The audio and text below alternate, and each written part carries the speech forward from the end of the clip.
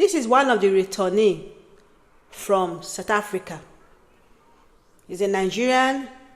He was telling the society of his experience in South Africa, what he encountered. So I'm going to play you his video where he narrates his ordeal when he was in South Africa.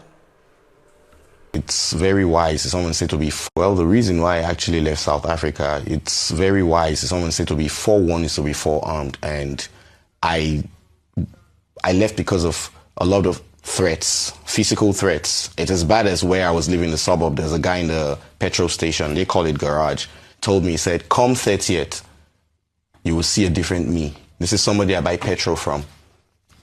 So we had a conversation and someone was talking, it was just a young guy, and I said, no, leave that young man alone. And then he went into, you call me a young man, but come 30th of June, you will know I'm not a young man. I would make sure that I sever your hair. He was saying things that how he would unalive me and do some stuff to my family. And I was warned by my then landlord, and he's a Zulu guy, very, very nice guy. He was one of the people in the struggles in apartheid. He was even on exile. He told me, he said, these are the few rotten eggs. And I was warned to leave my house.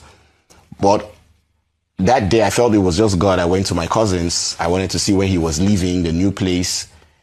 And the next day morning, two Malawians that were next door were unalived. One was mauled, the other one was hit with bricks.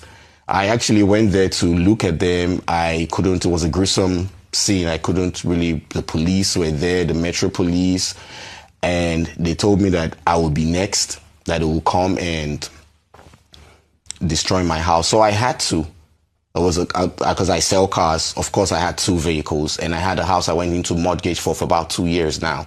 So I had to sell. One was vandalized, and the other one I had to sell cheaply just to get my family to my in-laws and get my children back to the in-laws and my wife to a new apartment somewhere else, which I didn't disclose. Even the movers, like the U-Haul movers, was someone from a different suburb I had to bring, so that people from my suburb don't know where my wife went to. She even called me now and said she is being also questioned and saying, why did you marry a Nigerian? So the reason why I left was basically because of life-threatening messages.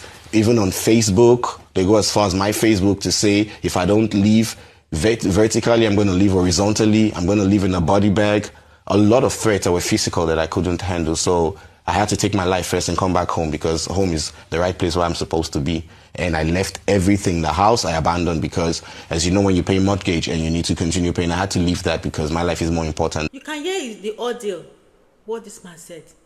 South Africans, these people are wicked. Look at the way they are killing foreigners in their country. Now they have left a stigma on their country for lifetime. It will never erase. All the old African nations will have a black eye towards them and a red eye towards them. They are very, very brutal. So, and the most annoying thing that, so Nigerians are still there, risking their life. A Nigerian guy was killed 2 weeks ago in front of the shop. So I don't know what they are still doing in that place. So my people, if you are in South Africa, please come to Nigeria. Nigeria is more safer, because South Africa, you can be walking along the road, you can be beaten up. So my people, I'm going to show you another picture of a Nigerian girl that died in Ukraine. She was a medical student. She was about to graduate when she was killed by a Russian drone bomb. Let's say rest in peace to this young girl. Her name is, I didn't actually get her name, but I know she was from Nigeria. That's what I saw in the write-up. She was a medical doctor. So you know the Ukraine war started some years back.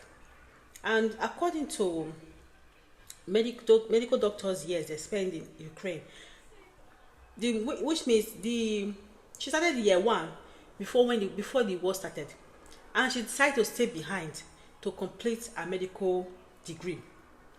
And that decision she made was a very wrong decision. And also, her parents did not advise her to come back home or to go to another country. She can take a transfer and go to another country like UK or Canada.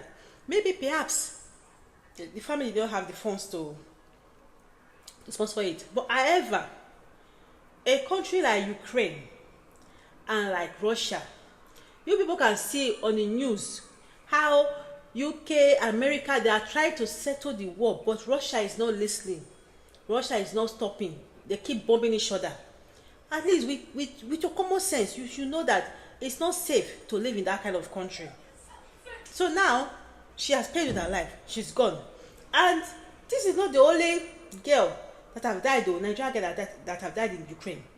Nigerian people that have died in Ukraine that I know over the years is one guy that was killed by a Ukraine girlfriend and her friends. They went to a boat party and the guy never came back alive. The story was not investigated. That's how they closed the case. The girl was not sentenced. You know, this Russia racist thing is still there. Another story was about a Nigerian man that was selling in the shop in Ukraine market, and that's how Russia bomb came and bombed him on his shop in Ukraine market. That's how the man died. It was in Nigeria. So this one happened 3 years ago. So this girl, she has been a medical medical student in Ukraine for over like 4 years or 5 years. She must have heard what have happened to Nigerians that have died in Ukraine, the pattern of death. Seeing that, she should have advised herself to go to another country to complete her studies. It's very easy. Collect a transcript and go to another country to finish it.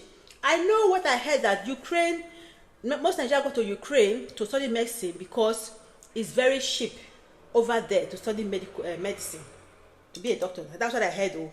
But however, we have the university in Nigeria. Why can't you study your medicine in Nigeria in peace? Then go to UK or wherever you want to go to work. I don't know why Nigeria likes to run away from the country. I know I run away, but my own is different. But study medicine, you can study it in Nigeria and go to Australia, go to other country to go and work, than to stay in a war country like Ukraine. Ukraine and Russia, they keep bombing each other. They use drone to bomb each other. It's constant. So foreigners, Nigerians to leave that country because it's not safe. Coming back to Russia, to South Africa, there are so many Nigerians that I've seen in Facebook that want to still continue living in South Africa. Even with all the threats they are experiencing in that place, they still continue living there. I don't know why they are risking their life. You see, this life doesn't have duplicates. It doesn't have. It's only one life we have. For now, peace.